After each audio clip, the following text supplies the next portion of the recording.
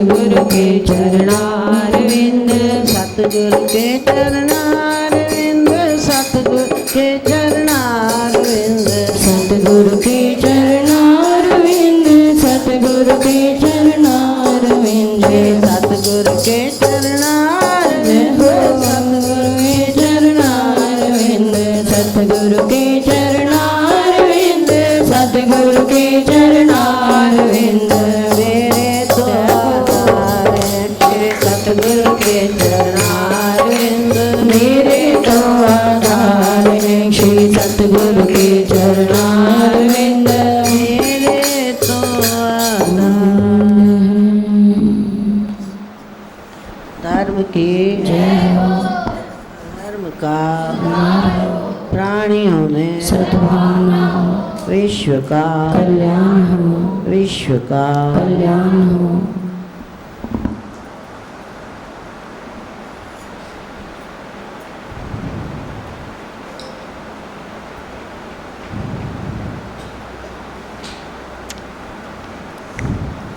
इस संसार में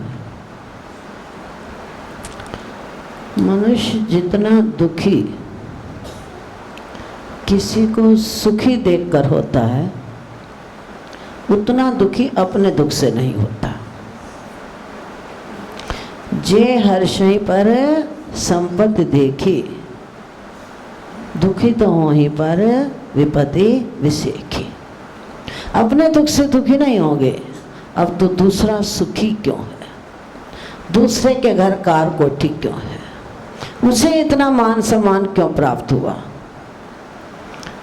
परमात्मा के न्याय के अनुसार जितना जिसकी प्रारब्ध में है, या जितना जिसने जैसा बीज बो दिया, प्रत्येक प्राणी मात्र को उतना ही प्राप्त होता है।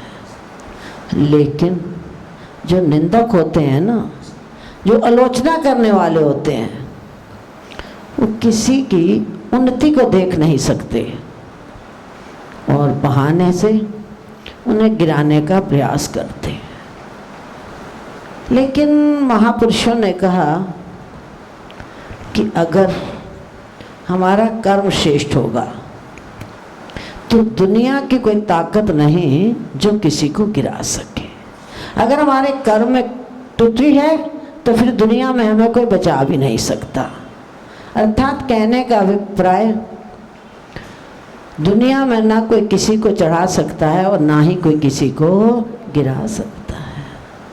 प्रथम पातशाही गुरुदेव भगवान के मुखारविंद का महावाक्य, ये उनके महावाक्य हैं कि अगर मेरे कर्म में है सावती तो न होगी मेरी किसी से भी क्षति। मेरा कर्म श्रेष्ठ होना चाहिए। तो इसी प्रकार जहाँ पर कमल के फूल होते हैं वहाँ पर कांटे निश्चित हैं। कमल के फूल के साथ कांटा लगा रहता है। जहाँ पर चंदन के पेड़ होते हैं वहाँ कौन लिपटे रहते हैं? विषैले सर्प। ठीक इसी प्रकार से जो संत उच्च कोटि के महापुरुष हैं, उनके पीछे ये जो अल्पबुद्धि जीव होते हैं, मंद बुद्धि अज्ञानी जीव, उनकी निंदा करके अपने सिर के ऊपर पाप का बोझा उठा रहे हैं। संत की निंदा करने वाला संत का निंदक महाहत्यारा और संत का निंदक परमेश्वर मारा। संत का निंदक दुखियार दीन। जो संत का निंदक होता है सदा दुखी रहता है, दीन रहता है। संत का निंदक राजते हैं, उसका सब कुछ लुट जाता है, नष्ट हो जाता है। तो संत तुलसीदास जी की सत्यता, सरलता के प्रभाव से काशी में उनकी महिमा दिन प्रतिदिन बढ़ने लगी। कुछ विधर्मी लोगों ने बाबा तुलसी जी का विरोध करने का प्रयास किया।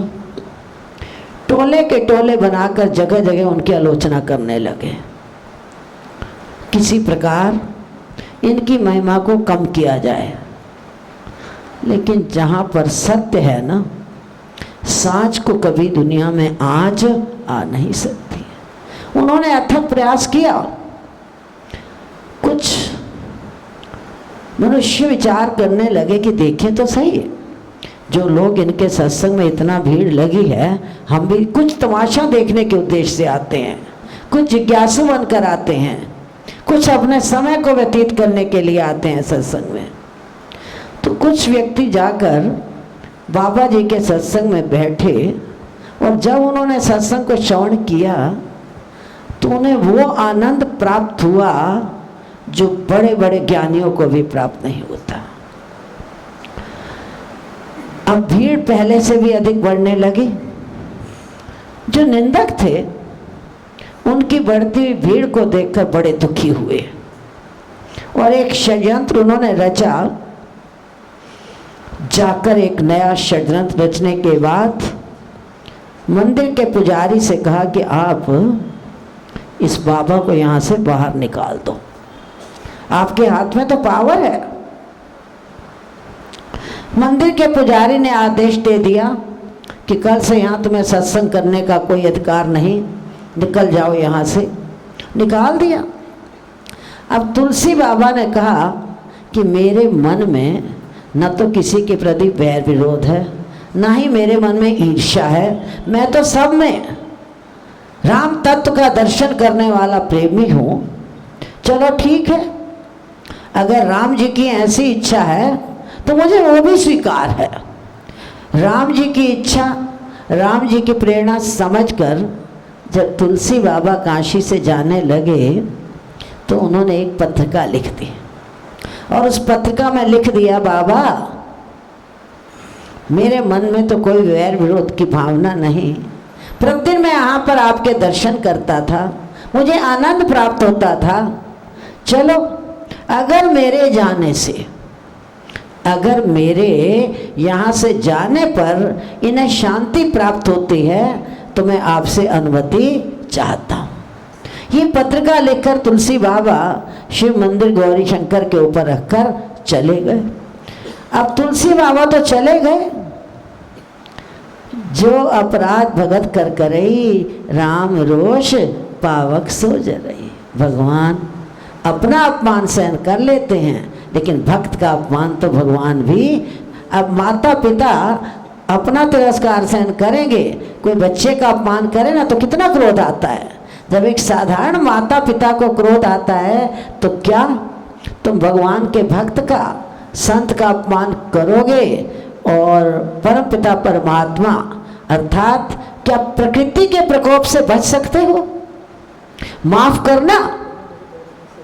ये शायद पाकिस्तान से आने की बात है। किसी का इकलौता जवान पुत्र मर गया, इकलौता जवान पुत्र। तो हमारे माता जी ने पत्रिका लिखी प्रथम पातशाही गुरुदेव भगवान को कि महाराज जी, जहाँ पर आपकी दया का अंत नहीं है वहाँ पर आपके प्रकोप की भी कोई सीमा नहीं है। फकीरों के, महापुरुषों के प्रकोप से बचकर रहा करो। ऐसा कुकृत्य मत करो जिससे वो प्रकोप में आ जाए और तुम्हारा अनर्थ हो जाए। गुरुदेव भगवान मुस्कुरा दिए। जो शब्द उन्होंने कहे अभी तक हृदय में गड़े पड़े, अभी तक है। बहुत पुरानी बात, वर्षों पुरानी बात है। पितारेश्वर तो गुरुदेव भगवान को समाधि लिए हो गए हैं। तो तुलसी बाबा पत्रिका लिखकर चले गए। जो दुष्ट थे, निंदक थे, वो प्रकृति के प्रकोप से न बच सके। जिस समय प्रातःकाल भक्तजन दर्शन के लिए आए तो शिव मंदिर के जो द्वार थे वो बंद। खोलने का अथक प्रयास, ये सच्ची घटना है, बनी बनाई कहानी नहीं है। अथक प्रयास किया द्वार खोलने का, लेकिन किसी भी हालत से द्वार, कोई सारा दिन बीत गया, द्वार पर दर्शकों की भीड़ लगी रही। शिव भोले के दर्शन से और संत दर्शन, दोनों के दर्शनों से भक्तजन वंचित हो गए। कुकृत्य किसने किया? निंदकों ने किया, लेकिन उनके संग दोष के कारण सदा भक्तों को भी तो भोगनी पड़ी। बेचारे सारा दिन द्वार खटखटाते रहे, द्वार कहाँ खुलने थे? जब भगवान भक्त का तिरस्कार सहन नहीं कर सकते तो प्रकृति कोई ना कोई ऐसा कारण बना देती है जिससे हमें सजा भोगनी पड़ती है। होता हमारे अपने कर्म का फल है, और दोषी सिद्ध करते हैं कि अमुक व्यक्ति मुझे सुख दे रहा है, अमुक व्यक्ति मुझे दुख दे रहा है। तुम्हें कौन और सुख दुख दे सकता है? क्या किसी की ताकत? आनंद का भंडार, आनंद का स्रोत बह रहा है, और फिर भी हम कहते हैं वो मुझे दुखी कर रहा है। कहाँ से वो तुम्हें दुखी कर सकता है? गोस्वामी बाबा ने तभी तो लिख दिया कि काहू न कोई सुख दुख कर दाता, तो निज कृत कर्म भोग सब भ्राता। प्रत्येक प्राणी मात्र को अपने अपने कर्मों का भुगतान जो है वो स्वयं ही करना पड़ता है। कोई आज कर्म फल भोगे और चाहे कोई कल भोगे, भोगना सबको पड़ता है। ऐसी बात नहीं फकीर सोचे हमें कोई कुछ नहीं कह सकता, हम जो चाहे कर सकते हैं। माफ करना, फकीरों तो उसके दंड कई गुना भोगनी पड़ती है, फकीरों को उसकी सजा अधिक मिलती है। अंत में सारा दिन बीत गया। अब भगवान शंकर ने सोचा निंदकों ने तो निंदा की, लेकिन भक्तों की भीड़ वो दर्शन से वंचित रह जाएगी। उन्होंने एक रास्ता निकाला, स्वप्न में पुजारी से जाकर कहा कि जाओ, जिन निंदकों ने तुलसी बाबा का तिरस्कार किया, तुलसी बाबा को अपमानित करके यहाँ से बाहर निकाला, उन्हीं को भेजो, वही क्षमा याचना करेंगे।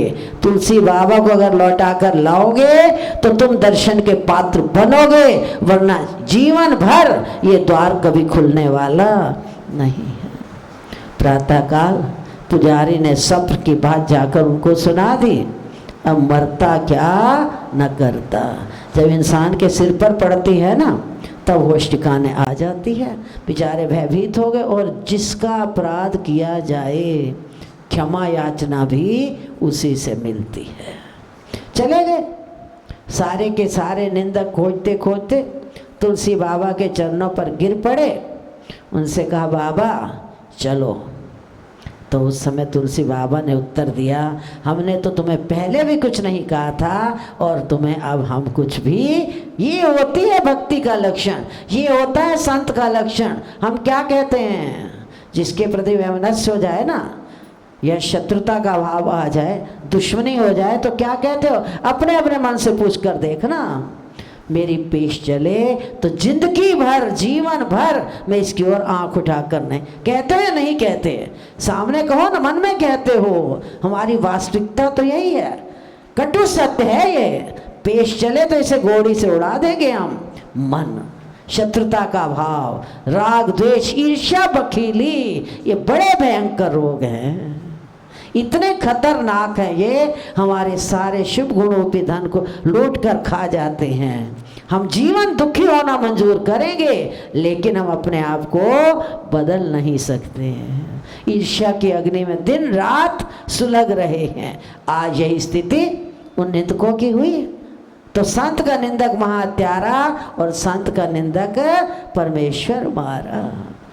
हम तो जब निंदा करते हैं ना बड़ा चस्का लेते हैं, बड़ा आनंद लेते हैं। किसी किसी को तो भोजन भी नहीं पचता युक्ति प्रयुक्ति से निंदा किए बिना। करेंगे निंदा, हम किसी की निंदा नहीं करते, आलोचना कर रहे हैं, उसके दोष व्यक्त कर रहे हैं, और फिर भी कहते हैं हम किसी की निंदा नहीं किए। मोया नहीं तो फित्ता पे, बात वही है, मोया नहीं तो फित्ता पे, कर निंदा रहे हैं और अपने आप को त्यागी भी प्रदर्शित मानते हैं। अपने आप को त्यागी, अपने मानने से कुछ नहीं होगा। हम कहें कि हम तो बहुत बड़े सत्यवादी हैं, हम तो बहुत बड़े त्यागी महात्मा हैं, अपने आप को मान रहे हो ना। क्या किसी संत ने, क्या किसी गुरु ने उसके ऊपर स्टैंप लगाई है कि तुम सत्यवादी हो या त्यागी महात्मा हो? अपने आप को तो कोई भी महात्मा मानकर बैठ सकता है कि मैं तो बहुत त्यागी हूँ, मैं सत्यवादी हूँ। अपने आप को कुछ मानने से वो इंसान वो नहीं बन सकता जब तक उसके गुरुदेव उसके ऊपर स्टैंप ना लगाए। अंत में तुलसी बाबा ने कहा जो तुम कहो मुझे तो वही, यहीं पर कहा जाता है जय सीताराम सीताराम सीताराम कहिए, जय सीताराम सीताराम सीताराम कहिए, जय सीताराम सीताराम सीताराम कहिए, जय सीताराम सीताराम सीताराम कहिए। चाहे विधि राखे राम ताहे विधि रही, जाहे विधि राखे राम ताहे ताई विधि रहिए, जानी विधि राखे राम तानी विधि रही। तुलसी बाबा का अपमान किया। उस समय उन्हें तो नहीं कहा मैं क्यों आऊँ, अब मैं क्यों आऊँ, मैं नहीं आऊँ, नहीं। जो ही उन्होंने कहा, उन्होंने कहा जो आप कहो, चल पड़े। जो ही काशी जी में तुलसी बाबा लौट कर वापस आए तो उनके आते ही पहले द्वार क्यों नहीं खुले, वहाँ पर बड़े बड़े विद्वान खड़े थे, उच्च कोटि के संत महापुरुष थे। शबरी के चरणोदक से सरोवर के कीड़े जो हैं समाप्त हुए हैं।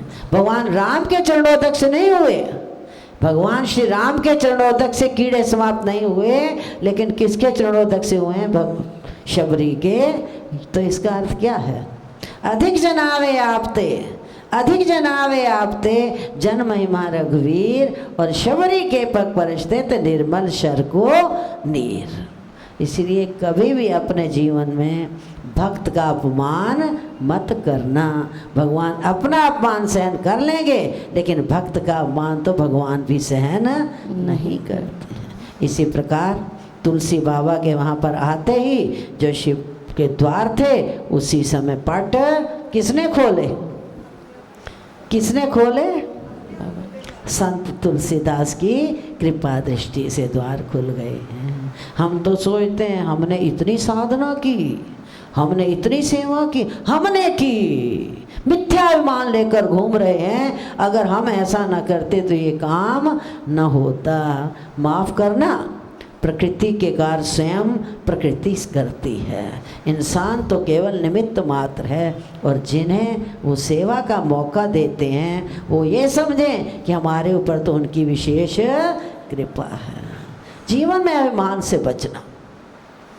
भगवान सब कुछ सहन कर लेंगे, लेकिन भगवान अपमान सहन नहीं करते हैं।